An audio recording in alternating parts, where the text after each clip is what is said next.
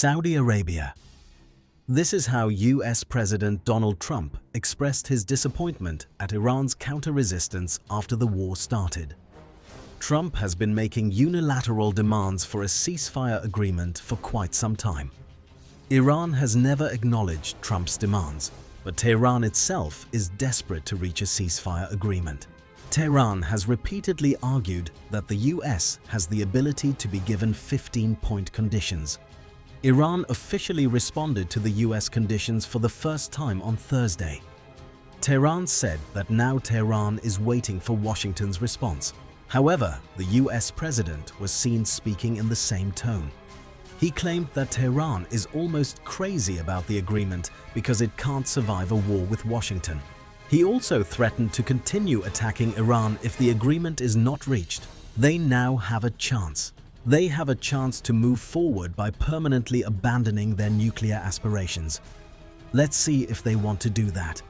If they don't, we are their biggest nightmare. We will continue to blow them up. There is nothing they can do about it. US President Trump claims that there are very good discussions going on about a possible deal with Iran. He claims that the Iranian government has requested to postpone the attack on the power plant. As a result, the US has postponed the possible attack on the country's power and energy facilities for another 10 days. In this situation, Pakistan has said that full preparations have been made for mediation between the two sides. Our Prime Minister is trying his best to mediate, so we have offered our goodwill and assistance. No matter how you interpret our role, the reality is that we are working for peace, working to resolve disputes and trying to stop conflict. In such a situation, the US is considering sending 10,000 additional troops to the Middle East to scare Iran. The Wall Street Journal reports that the Pentagon is considering peace talks as a military option. Earlier, Washington ordered the deployment of about 7,000 new ships and paratroopers to the Middle East.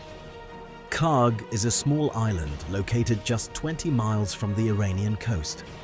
Tehran claims that the United States is trying to take possession of one of its islands. It is believed that Kharg is being hinted at. In the ongoing war, the island has also been the target of a US attack. In such a situation, the question is, why is the United States focusing on Kharg Island?